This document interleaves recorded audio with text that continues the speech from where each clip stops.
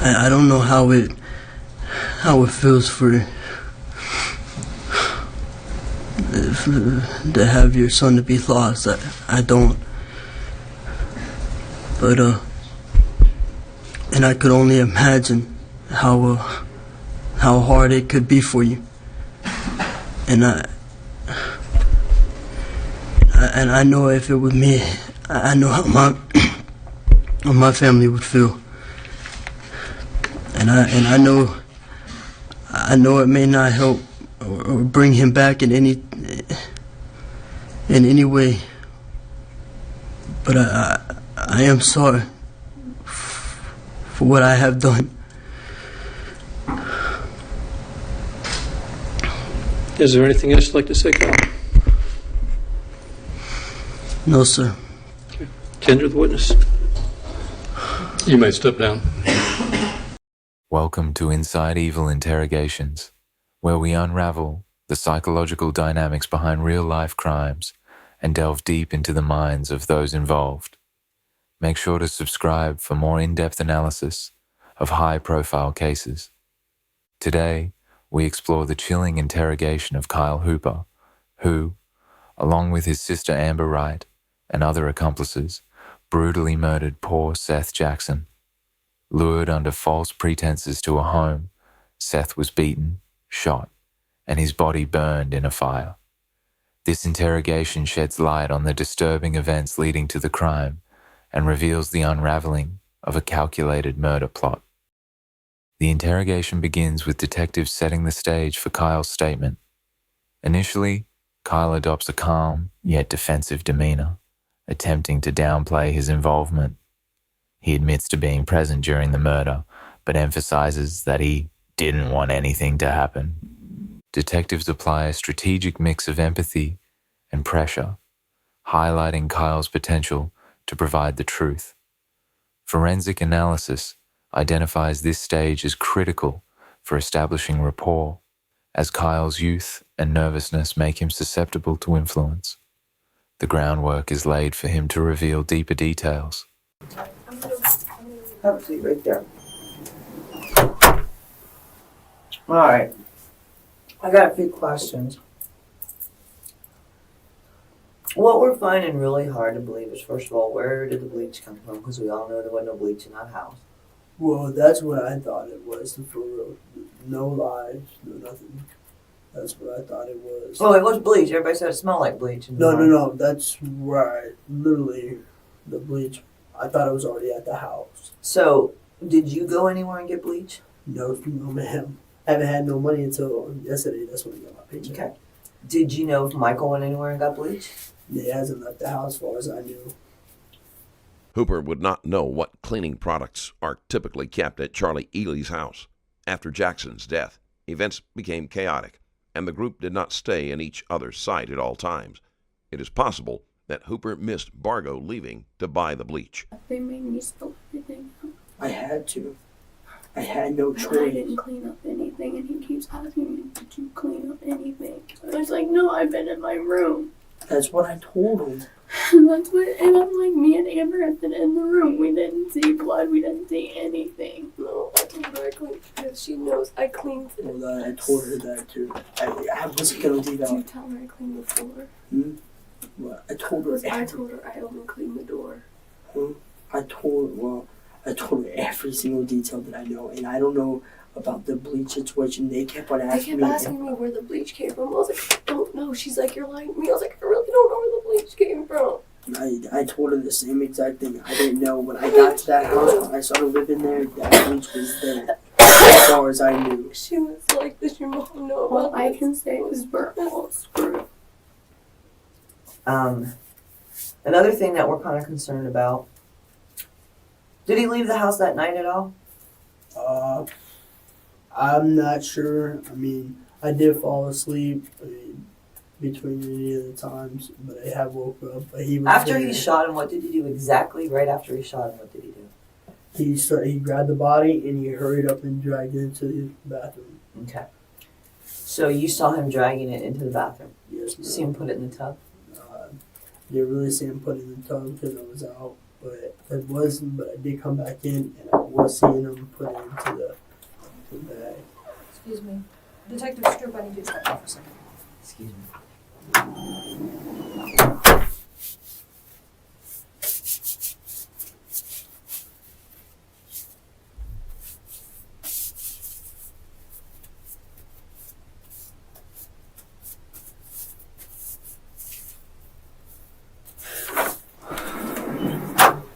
Okay. So, sorry about that. What's wrong? I want to be perfectly honest with you, okay? This is how I work. I'm giving you an opportunity right now to lie to me. Okay? If you take that opportunity, okay, you're a fool. The detective isn't bothering with a soft approach. Hooper has already made it clear that he is the weak link in the group, and she knows that if she keeps applying pressure, he will spill everything. No, I'm not lying to you at all. Everything that comes out of your little mouth right now better be 110% the truth, okay? Yes, ma'am. What was one of the things I first told you when I met you today? What did I tell you I would never do? You want to lie to me? Exactly. That's respect for you. And I expect that same respect back, Yes, ma'am. okay? So, I think that you understand when your mom was sitting there, I could tell you were lying to me, Yes, ma'am. okay? We agree on that? Yes, ma'am. Mom, get out of the room, and I said, I want the truth. Now, I'm going to give you one more shot right here, right now, to correct any little discrepancy, okay? You have to remember one thing. There's more than one person being interviewed here, okay? Yes, ma'am. So, you need to make sure that Kyle gets Kyle's poop in a group, okay? And protects Kyle with the truth. Yes, ma'am. All right, now let's start back at the beginning of this. And this is your one and only last chance to correct any discrepancies you may have of the story that you told me. Okay? Want to start fresh? No. Man, I'm scared. Yeah. Kyle, I'm sure you are. Okay? I've never been to. I don't want to guilt. I don't want to go through none of this. I didn't mean for none of this to happen. Okay, but you know what, Kyle? Right now is the time to man up. Right now is where the rubber meets the road. Okay? So, I'm not going to waste my time with you if you're not going to be honest with me, okay? I don't know. I'm going to throw you away like a piece of garbage. I don't know. Now, are you a piece of garbage? I hope not. You hope not? Yeah. Okay, well, let's That's how I feel. Let's do this. Look at me, because I want you to look at me when I'm talking to you. Let's do this. Let's put it out on the table, okay? And let's take it piece by piece and see what we can do with it, okay? I just don't want to get locked up, man. That's what I don't want. I don't think anybody in the world, Kyle, wants to be locked up. But we've got to. You're not telling the truth. You know it. I know it. I can do nothing for you. I can do nothing. I can't talk to you if you're not going to tell me the truth. So let's start at the beginning, okay?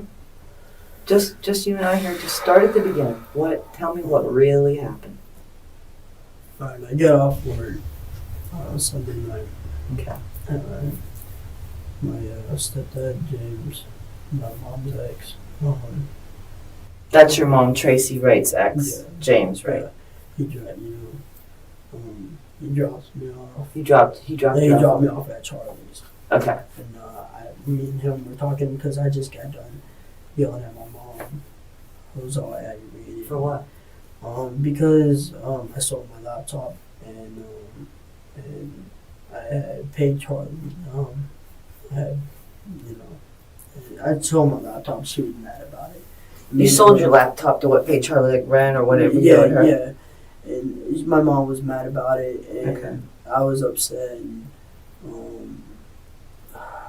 I just got done yelling at her and everything, and I told her, you know, I'm losing my family and everything.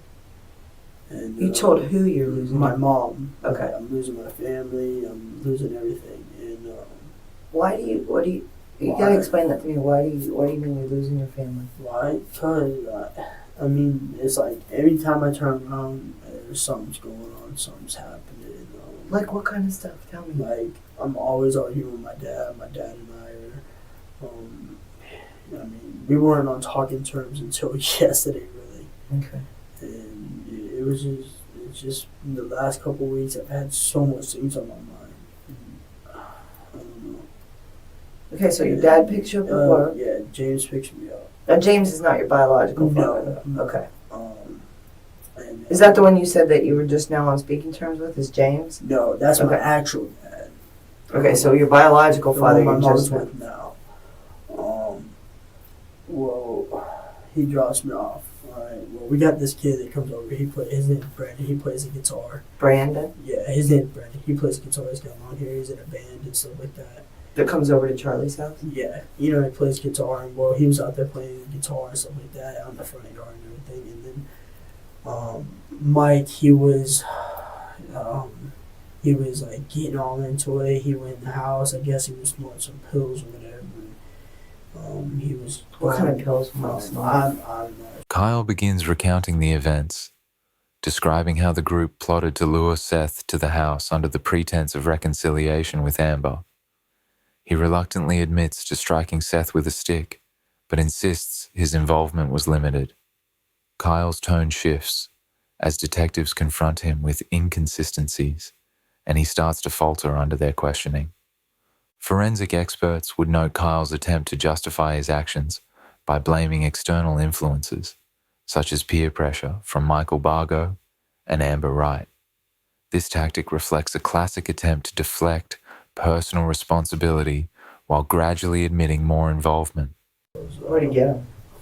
There's no telling where he gets any of this stuff. I don't know. He don't tell me nothing about stuff like that, honestly. Okay. So he's snorting some pills and so on. And he, you know, he's getting all wired up, hyped up, and everything. And somebody brought up the name Seth, and he's like, man, I want to go on a killing spree tonight. He's like, I just want to. And he's like, you guys down? And I told him no. I told him I don't. When he said you guys down, who's he talking to? Like, you and him. Me, Amber, Charlie, Roach. Okay. Who's Roach now? The guy Justin Soto. Oh, okay, so Soto was there. Yes, ma'am. Okay. Okay.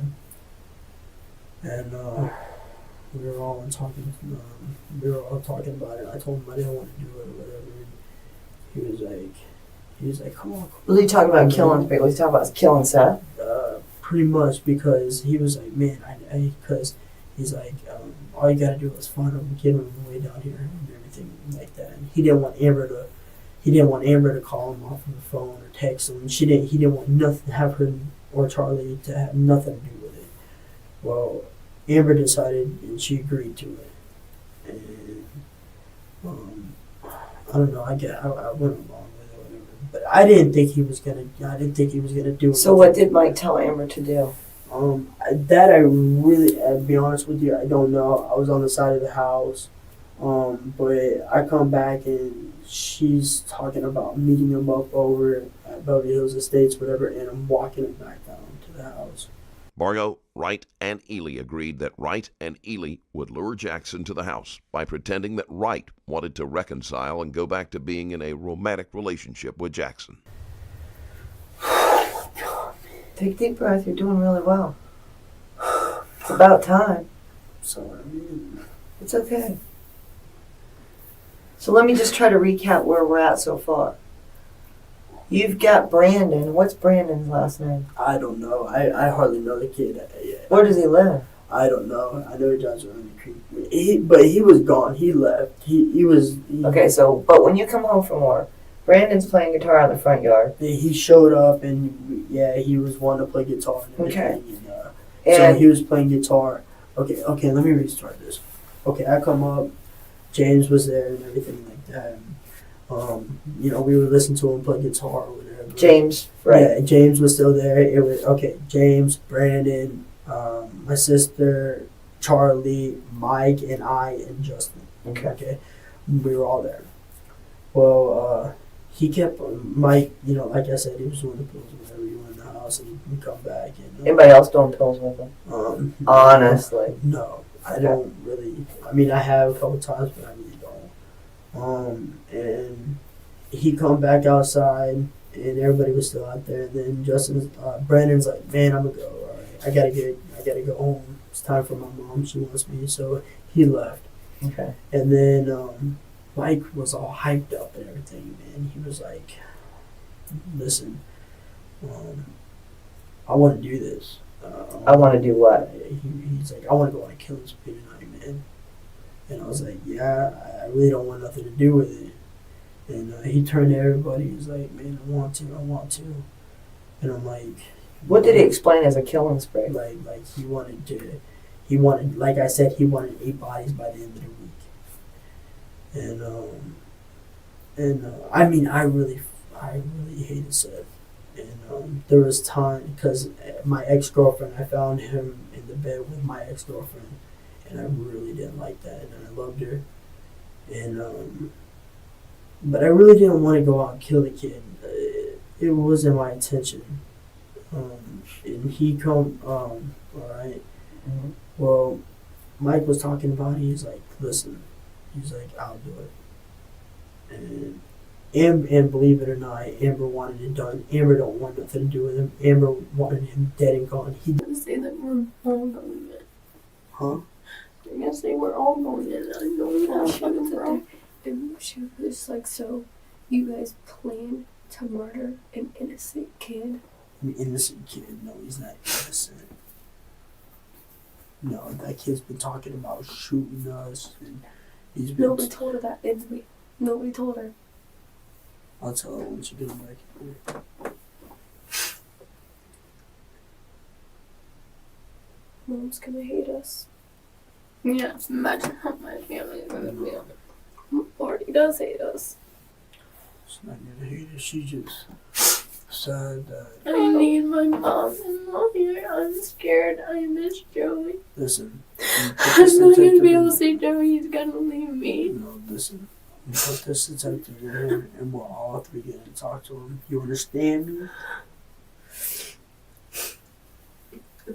We're all 3 going to sit here and tell them the same thing, because it's all out in the open now. Yeah. And we did not kill an innocent kid, because this kid is not innocent. So beyond nothing. And I told her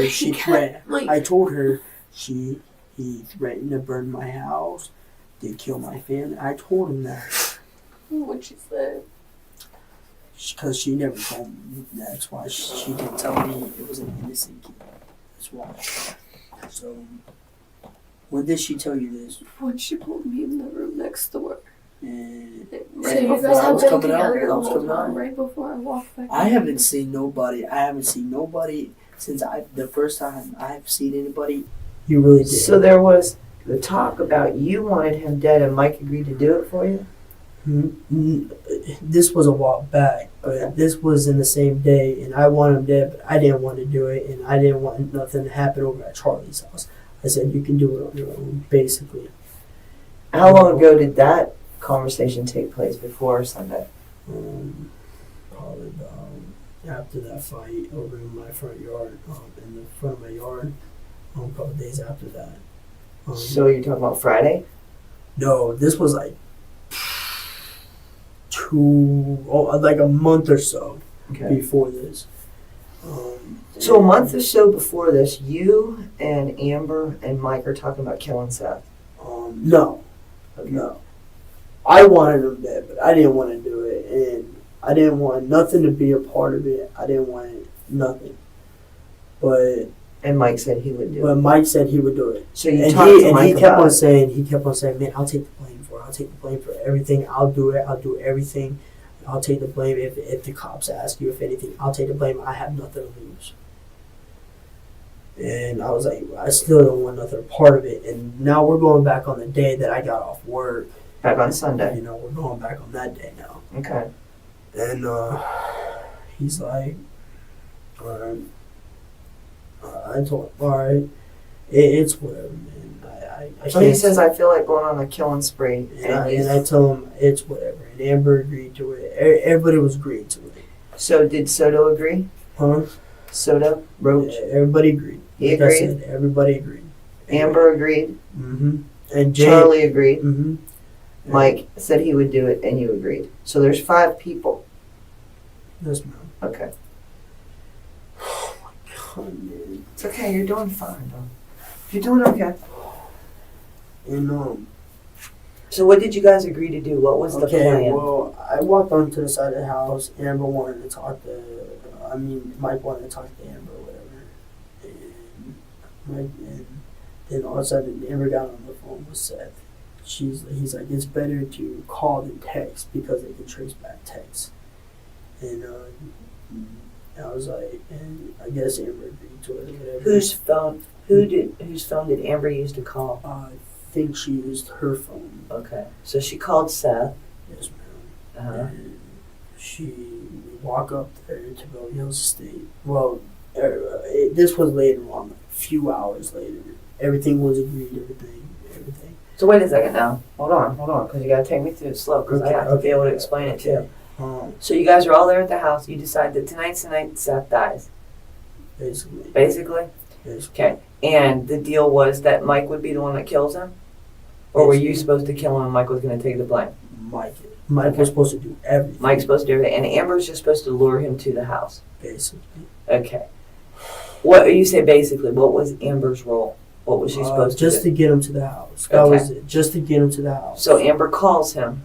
And Amber calls. Okay. And then. Then what happened? All of a sudden, Seth goes, okay, I'm gonna leave Brittany. I don't even know who Brittany is, but Okay. he's like, I'm gonna leave Brittany and I'm walking by myself. I'm almost halfway from Beverly Hills Estates. Well, Charlie and Amber, they walk up there to go meet him. Okay. And Mike's sitting here talking to me about it. He's like, what's wrong, man? I was like, man, I don't want to do this. I'm nervous, man. I don't want nothing to do with this. And he's like, dude, he don't deserve to be here. He hit your sister. Think about everything he's done. Threatened to burn your house, everything. It just kind of kept on getting to me. And I kept on thinking about everything. I kept on getting angry.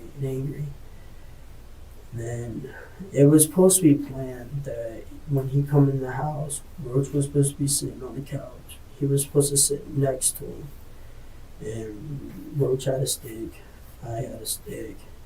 And Mike was supposed to shoot him. Well, when Seth sat down, Mike was, the key word or whatever was supposed to be, Roach was supposed to say, fuck it, and hit him with the stick. And we were supposed to come out the room, and I was gonna hit him.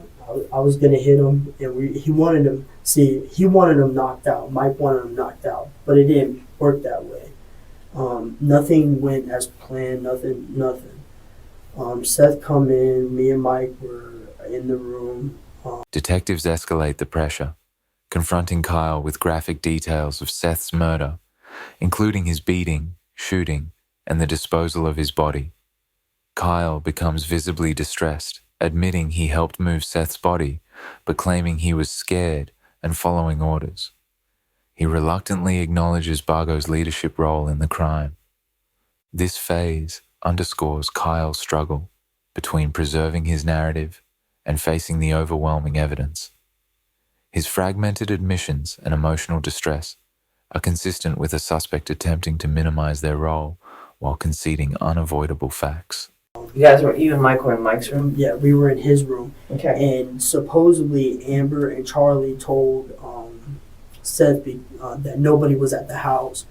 And when they found Roach in the living room on the couch, he kind of, I guess they told me Seth kind of backed up and was like, whoa, whoa, whoa. And then Jackson was suspicious about the situation from the beginning, and one of the friends he had been with when he received the text from Wright warned him that it was a bad idea to meet with her. I guess they were making, Charlie was making some lie. And I thought you were supposed to text before you come here or something like that. And I guess Amber and Roach was messing around with ice cubes or something like that in the kitchen. And Mike's like, man, I can't do this. It's got to be done now. He's like, wait, Mickey, he's sitting in the love seat. He's like, it's got to be done now. What love seat? No, it's not like a love seat. It's like a chair and a half. The chair like that was in the other room. Okay. So Seth's sitting in that chair, and who's in the living room when he's sitting there? Nobody was in the living room. Where was Roach? Roach, Amber, and Charlie. They were in the kitchen. Okay. And then because this house ain't like the East Wing and West Wing. No, you can pretty much see it. Yeah, it's okay. It's like it's just a double wide trailer. Room. It's just a double wide trailer. Okay. And Mike's like, man, you know what? It's not going. It's got to be done. Are you ready? I said, man, I don't know. Give me a second to think about this. He said, dude, think about it, man. He puts his hand on my shoulder. He's like, think about it. Do it. Look at everything he's done to you. He told you he was going to fuck your girl, and he was doing it. And it just kept on getting to me. And I was like, whatever. And Mike opened the door. I come out. I hit him over the stick, the head. Where was Seth when you hit him? He was in the chair. Okay. And I hit him over the head with the stick, and it broke 3 times on him. What was the stick? It was like I said, frame of a door. Basically, what it looked like. It nothing to hurt him, and How are you gonna knock him out? Roach was supposed to hit him with a bigger stick. So Soto had a bigger stick. Yeah. When you say Roach, you're talking about Justin. Yeah, Justin. Soto, that's what I really know him by. Roach. Okay. And that's what really was supposed to do it. And Mike was like, I want him in the bathroom, and I want him knocked out, and I want him to wake up and know that I'm gonna kill him. That's what it was. But it didn't happen like that. I hit him, and he stood up. And when I broke it over his head 3 times, he stood up, and then Roach come in.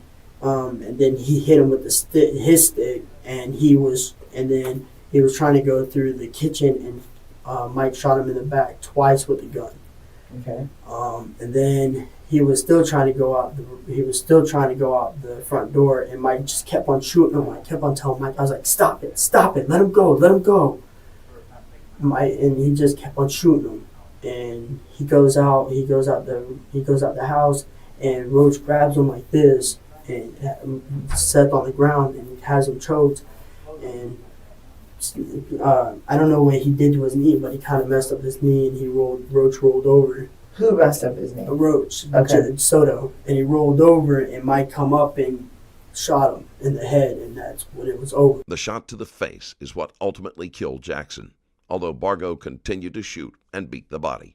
So he was shot outside the house? All right, in the house and outside. Okay. And oh my God, man.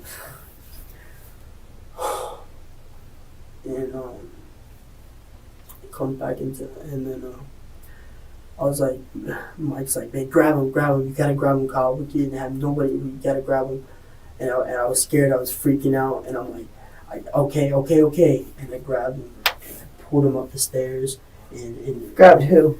Seth. I started pulling him up the stairs. Was Seth still alive? Partially, yeah. He was still breathing at that time. He was partially still alive, but he was gonna die. Okay. Already. Where did Michael shoot him in the head? I think in the back of the head. I think he shot him right in the back of the head. Who was Soto? Was right the one closest? Pretty much, yeah. He shot him in the back of the head. Okay. And so you drag him back in the house? And then Mike helped me, and then they put him in the bath, and then who put him in the bathtub? Roach come in, and he helped put him in the bathtub. Okay. And Mike put him in the bathtub, and I kept on running out the house, man. I didn't know what I was thinking. While Hooper was panicking, Bargo was beating Jackson's body and screaming insults. I didn't know anything. I was freaking out. I was scared, man. Mm-hmm. Where are the girls then? While this is all going on? They went into the room. Okay. Right after I hit him with the stick, they ran into the room. Okay. And So they didn't see him get shot? no, they didn't. No. And that happened. And then I come in, and then Mike's wanting to break it. I come in, and Mike's trying to break his kneecaps to, to put Is him he in a dead at hog this tie. point, or is he Yeah, still? he's completely dead. How do you know that? Why? Because Mike kept on shooting him in the bathtub too. I heard it outside. Because the girls ran out the back door and went out front. Shooting him in the bathtub? Yeah, he did. That's why I said he went, because he had, it's a revolver, 22 Right. revolver, Mm-hmm. and he had 2 cylinders. He had one for his magnums and one for his shorts, or whatever. And he put both of the cylinders in there. He put one, and he laid, and that's what he shot him with the first time. And then when he was in the bathtub, Mike kept on getting all psycho and pissed. He kept on punching him and shooting him, and I had to grab him like this to pull him back, and I told him to stop. I said, listen, you need to stop right now. And he's like, you're right.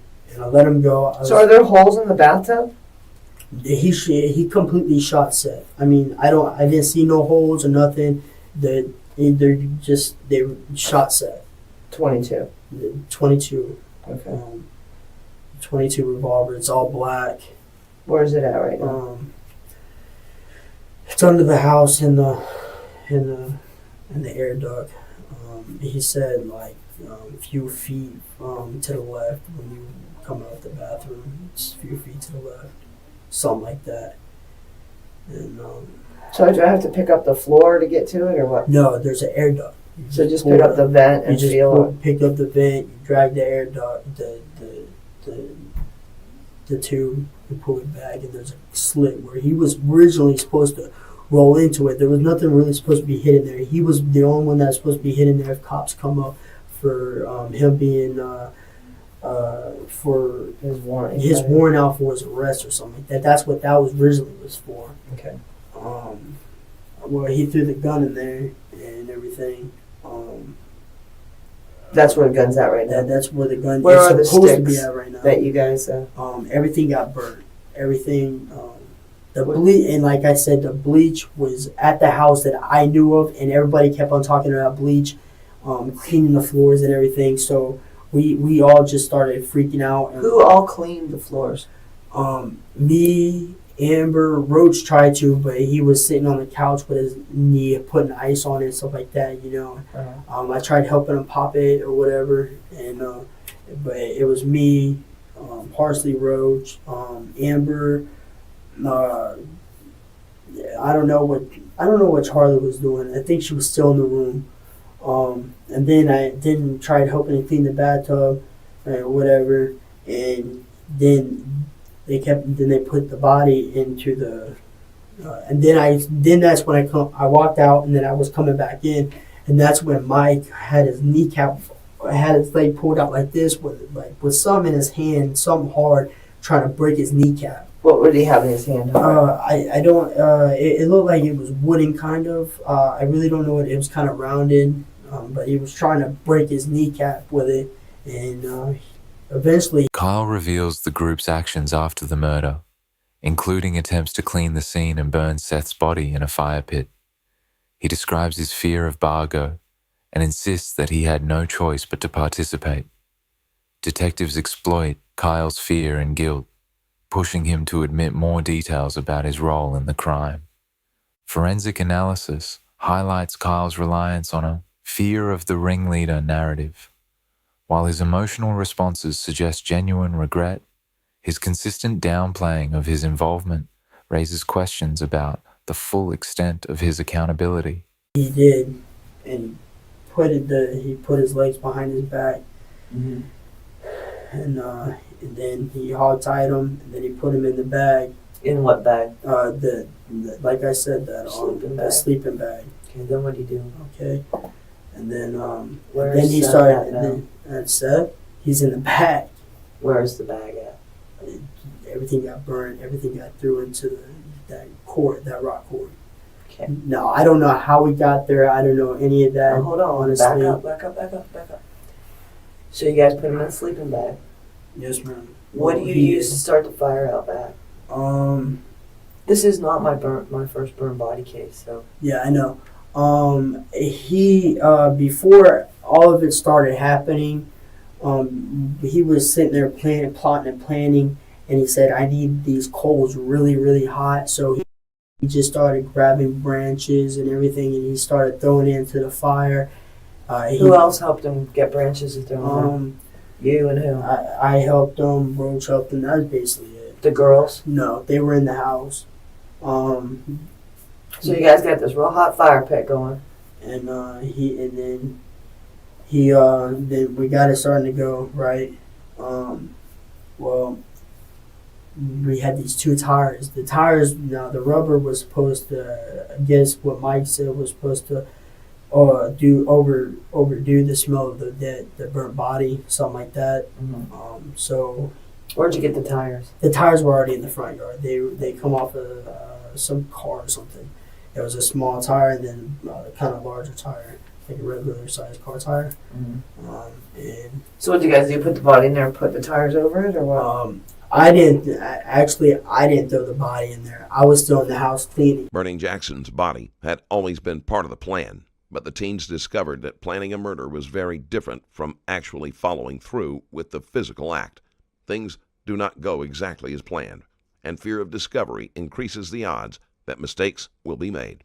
Look at me when you're talking to me, because you always keep. I know, you never I know. want to look me in the eye. You want to look right here all the time. I'm sorry. Okay, I'm right here. I'm not over here. I know. I'm sorry. We've come this far. You know. Everything I'm telling you is a dead honest truth right Okay. now at this point. Don't let it change. No, it's not. Because as soon as it changes, I'm getting up, walking out of here. I know. No, it's not. It's not Okay. gonna change. All right. So you guys do what with him now? Okay. He's in the bag. Okay, now he's in the bag, and Soto and Mike, they carry him out the house. I'm still in there cleaning everything up. I'm gonna Okay. and I'm still cleaning everything up. All right. Mm-hmm. And and then I come out there, and then Roach was telling me something about the shovel. Like I guess he hit him over the head with a shovel or something, because he was still like Mike's psycho. He's crazy. The guy's completely dead, and he's still hitting him. I mean, this. So Mike hit him over there with a shovel, or did Roach hit him? No, with a shovel? Mike did. Mike kept on doing it, and then Roach showed me like a little bit of the. Where's that shovel? I can't tell you. I really don't know where that's at. Honestly, I don't. It's somewhere in the backyard. Okay. I don't know. But that's somewhere. And I come out, and basically we sit up almost all night long trying to burn this body. It's not an easy task, is it? Looks Looks like it's a whole lot easier on TV, isn't it? a little bit.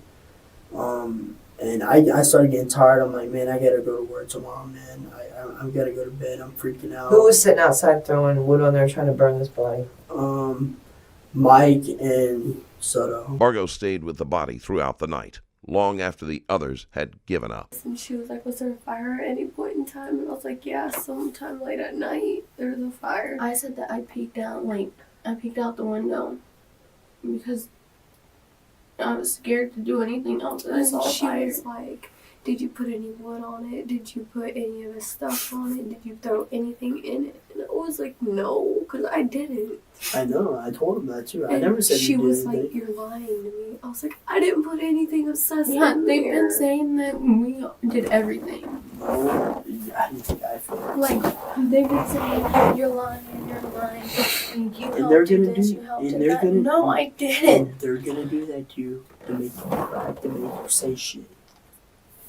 And then she You was know, like, no. you say what And you listen, know, because she was I like- told them that you didn't throw nothing on it. It was me, Rose, and Mike that started throwing wood on that fire shit. There was none of that come out of my mouth. And if she's got that doubt, I will tell her that it was wrong because I did not say that. They were still out there. The girls were still in the house. And then I go in the house, I take a shower, and Amber's going to sleep in Mike's bed, and Charlie's in her bed, and I come out the shower, and I'm talking to Charlie. I'm like, "You're okay," you know, trying to comfort her and everything. And To Charlie? yeah, to Charlie, because You and Charlie in a relationship? not really. No, I just. What do you mean not really? No, not even at all. Okay. Like, I just think of her more like a friend, you know. So She's is let me Mike stay and there. Amber in a relationship? No. Well, they wanted to be. They wanted to be, but they was at one point in time, and then Sexually? No. Amber after Seth. Hooper is wrong about the nature of Wright and Bargo's relationship, but it is hardly the type of information that Wright would share with her brother. Amber didn't want to do anything with Mike, and Mike agreed to it. Mike was like, all right with it. But what really ended their relationship was the Tessa thing, the statutory rape. I guess her dad called the cops and wanted him arrested, and I guess he's a partial cop or something like that. I don't know what the thing is. Tessa's dad called, and I was at work, and Amber texted me at work, and I said, I guess me and Mike are done. And I asked her why, and she said, because he just took off with Tessa and her mom somewhere because the cops are looking for him for a statutory rape. He has a warrant out for his arrest. So they were gone. And the next day, the next morning, Amber, talked to him or whatever. And this is, I met Charlie a few times before I went to her house. And I knew her by Chris and Sam. But we went over there or whatever, and I kept on thinking, I need a place to live. I can't. I'm arguing with my dad all the time. I don't need all this stress. I just need. So you end up moving. So I ended up moving in with Charlie, and I was gonna pay her a couple $100, a month. That's why you got rid of your computer. Basically. What do you mean, see, this bothers me. You keep saying basically, so there's a I know. little more to it. As detectives focus on Kyle's motivations, he acknowledges animosity towards Seth, fueled by Amber's false accusations and personal grievances. He admits that these emotions contributed to his eventual participation in the crime. Detectives emphasize the premeditated nature of the plot, pushing Kyle to confront his actions. This stage reveals a shift in Kyle's narrative as he transitions from portraying himself as a reluctant participant to admitting deeper emotional involvement. Forensic experts would interpret this as a turning point where Kyle's emotional barriers begin to break down. Not really, because really. I got the money and I was supposed to give it to Charlie, Uh-huh. but I did. But the truth is, What'd you do? I didn't get $200 for it. It was a piece of shit laptop. I only got $50 for it. Okay. And Who'd you sell it to? a guy from work. Guy at McDonald's? Yeah. And you work at the McDonald's where? 466. 466? Yeah. Okay. I sold it to him. But Mike. Where were we at with the? Where we were was you guys were sitting outside, you and Soto and Mike all Oh, night, yeah, putting wood on the fire to burn him up. Yeah. And I decided to go in the house, take a shower and stuff like that, go to bed, and they're still out there. And I'm in there comforting Charlie, and Mike comes in there, and he wouldn't say nothing to us. He seemed all pissed and all mad and everything. And I went in there. I was like, "What's up with you, man?" He's like, "I don't want to talk about it. Just leave it alone." He's like, I'm like, okay. And I went to go to bed, and I make sure Charlie was all right, see if she could go to sleep, whatever. I told her if she needed somebody to talk to, just wake me up in the middle of the night. And so Roach was still outside with him, and I'm going to sleep and stuff like that, watching TV. And Roach comes in there about, let's see, I don't know, like 3:30, 4 o'clock, wake me up. He's like, "Can you go out there and watch that?" And I told him no. And he's like, all right. I was like, "I gotta go to work. I'm going to go to sleep." So, and then basically after that, it was the morning come up. They're trying to wake me up and everything, and I'm not waking up. So I didn't wake up till about 8, 9, somewhere around there. And I'm getting ready. We're just going around there. Mike's in the back picking teeth from his skull and playing with his tongue. He's all sick and everything. Playing with his tongue and everything. Yeah, nasty. I said the same. I had the same look. I've seen worse. And he's putting them into them paint, them containers with paint and everything, the ashes and everything. Who's helping him do that? He was at that point. He was just doing everything by himself at that point because everybody just said, "Fuck it, we're done." So basically, at that point, he's like, "Fine, I'll do it," and he's doing everything by himself. And then I'm at work, and so finally I told him, "Okay, I go in the house, go take a shower and everything." That morning, and I told him I'm getting ready to go to work. I'm getting my uniform on. My mom calls. She said, "Bring dirty clothes, whatever, wash them." And then I'll take you to work. Well, Mike goes, "All right, can I go with you?" I said, I guess I don't care. Amber wants to go, so we go back over there. And then after that, Amber and you and Mike go to your mom's house. Yeah, did. So she didn't go anywhere with Charlie to Chris's house or anything like that. She went with you. Okay, nah, she went with us, but after that, after my mom dropped me off or whatever at work, I guess Mike was trying to confess to my mom about it, but it didn't really come out that way. But Mike left or whatever, and he was gone all day long. Okay. So far as where were these paint buckets while he was gone all day long? That's what he was doing. He was gonna go take them off. Okay, with who? That I'm telling you the dead honest truth. That I don't know. Like I said, he always had somebody that he was gonna call or whatever. Somehow, Bargo managed to convince James Haven to take him to the quarry where he could dispose of Jackson's remains. So Monday, sometime during the day, he called somebody with a vehicle. Yeah, with a vehicle to take him off, and he put them. Yes, he did. He put them things into that dumpster to get him out the yard. Okay. Before we left, he put them into the dumpster. Okay. All right. And sometime during that day, while I was at work, Amber and Charlie, they was at Chris's for a good few hours, 3-4 hours. The whole time, all day long, they was at the house for like 15 minutes because just to grab like some stuff or whatever, like clothes or whatever. And they went back to my mom's house to like eat dinner and stuff. You know what I'm saying? Mm-hmm. And then I come, and then James comes picks me up. All right. Mike's in the back seat with him. Okay, so Mike's with James when he picks you up at work on Monday. Mike's in the back seat with him. Okay. Okay. And Mike goes, "Listen, dude." I was like, "Man, y'all want to drink whatever?" And he's like, "No, just get in the truck." I was like, "All right." He gets in the truck. I get in the truck, and we get down the road. And Mike goes, "The cops are after me, dude."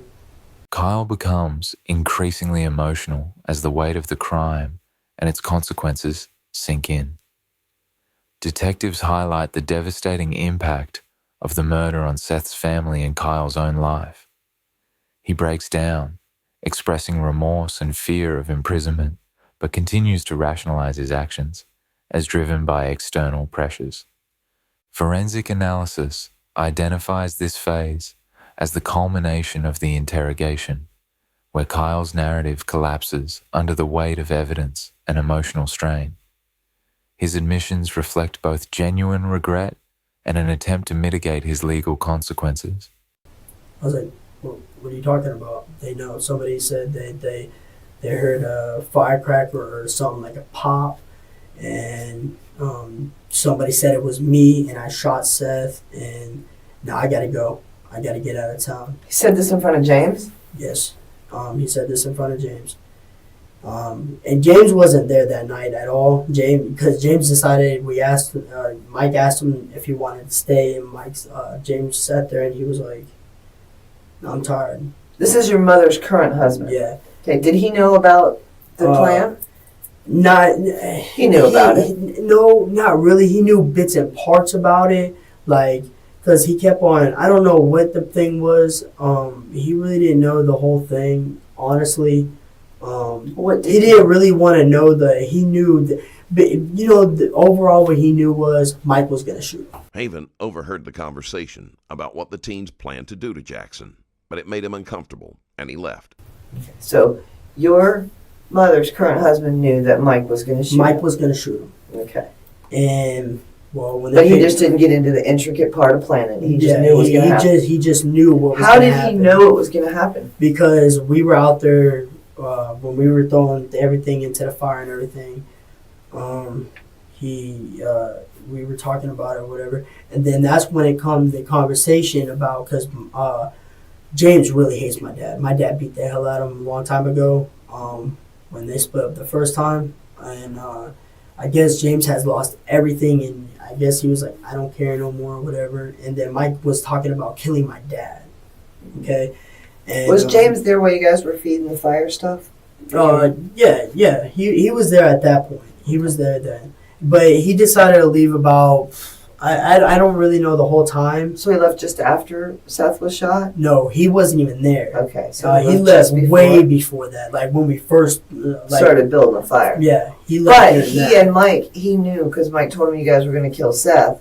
He and then they had a discussion about killing your dad.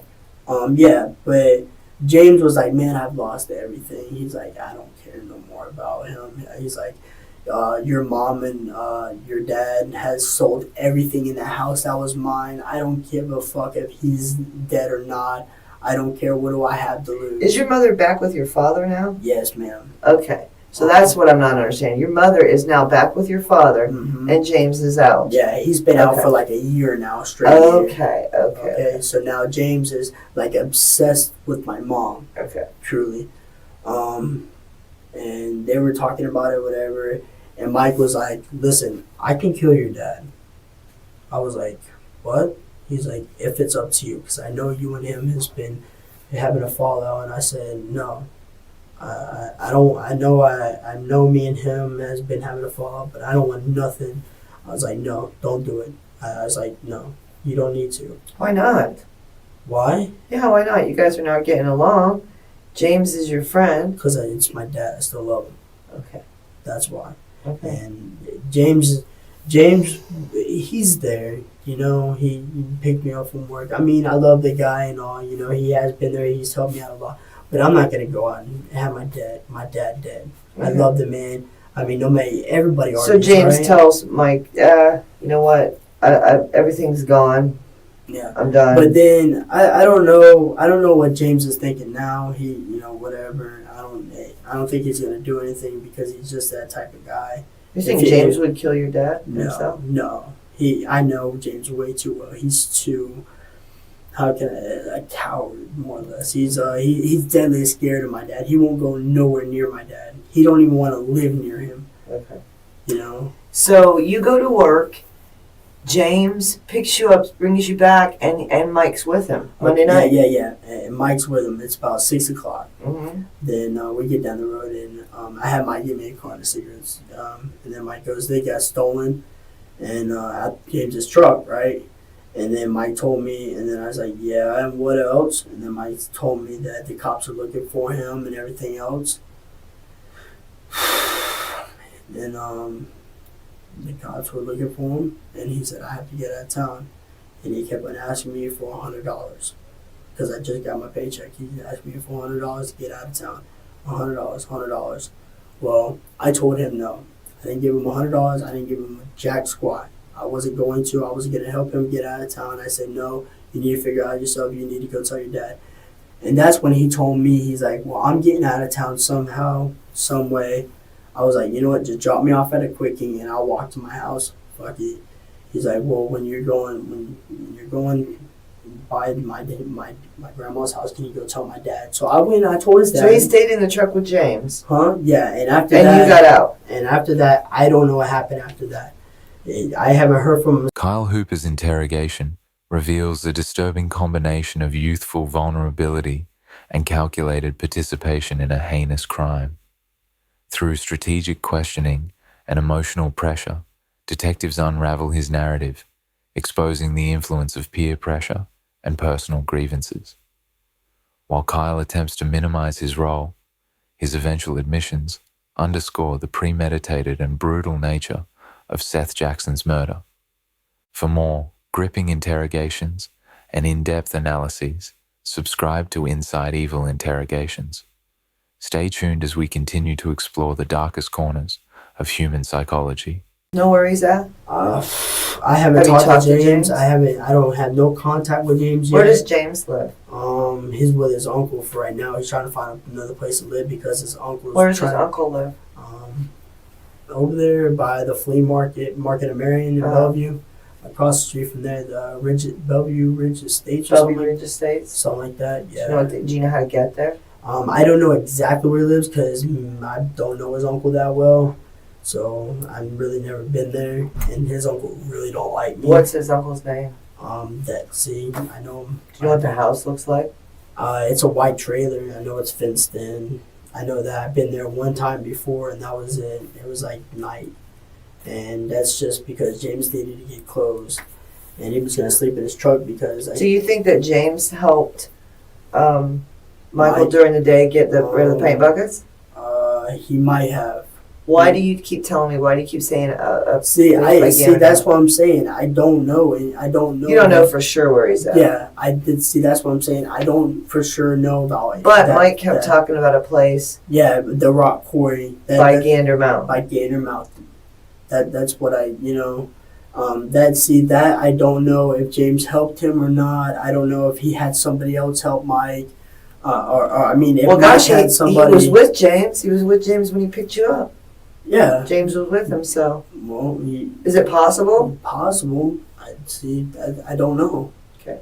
I mean, I can't just go out. I mean, I'm trying. I'm gonna give you a break here. Okay, take a deep breath. You did very well. Thank you for being honest for the first time today. You're welcome. Do you feel better? Honestly? Honestly, yeah. Not really, though, because I know something bad's going to end up happening right But now. you do feel relief that I have it. I don't know. Okay. But I know something bad's about to happen. well, you say that, but you just don't know. I'll be back in a minute, okay? Yes, ma'am. And All right. everything I did tell you was completely honest. Everything you told me was honest, and I didn't promise you anything. You remember when I read you your rights before? You understood that you were still had those rights available to you. Yes, ma'am. I told you at any time you could stop my questioning Yes, with ma'am. you. Yes, ma'am. Okay. Did I promise you anything? Coerce you? Anybody promise you anything? No, ma'am. Have you been hurt or beaten anyway? No, Anything? ma'am. That's what I'm saying. Everything that I have said to you at this point in this room is completely honest. Okay, and it's voluntarily and freely of your own will? Yes, ma'am. Okay, I'll be back. Take a deep breath. Okay. I just got a couple more questions. What clothes did you have on yesterday, and where are they right now? I had my work pants on. Work pants from McDonald's? I had my work pants on, and I didn't have a shirt on. Sunday, what did you have on? When this happened is what I'm talking about. Yeah, that's what I'm saying. Okay, so you have work pants and no shirt. No shirt. What shoes did you have on? I have my work shoes, the black Nike. Where are they at right now? My mom's house. The black Nikes and the black pants are at your mom's house? Mm-hmm. Have they been washed? I was washing my pants for work today because that's the only uniform I have. Okay, but your shoes haven't been washed. No, ma'am. Okay. And you don't know where the bleach came from? No, ma'am. That, like I said, that bleach was there when I got there. That's honest truth. I don't know where the bleach come from. That's what But you know that house is not a bleach house. No, so that obviously house the bleach was bought for this reason. I don't know if it was bought for the reason. I know there was bleach. Was there a around. plan on like washing walls or washing windows or washing the outside of the house? Well, no. We were supposed to clean the whole house, because when we moved in there. See, I don't like being. I've never been in a house that was completely dirty. So me and Amber and Roach and Mike were supposed to clean the whole house. That's. So you think the bleach was bought for that? It might have been. I don't know. When did you guys decide you were going to clean the house? We've been deciding on it since I moved in. Did you buy the bleach? No, ma'am. I had no money until Monday. Okay. I absolutely no money. And my mom even knows that too. So I had absolutely no money. Okay. What do you think your mom's going to say when you... Does your mom know this true story? But that's not. Maybe you'll tell me more stuff. Was there anything else you didn't tell them that you didn't tell me? You told them everything?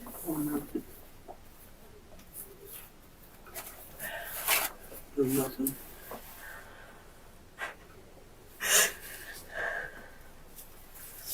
Did I tell you they're taking me away? No.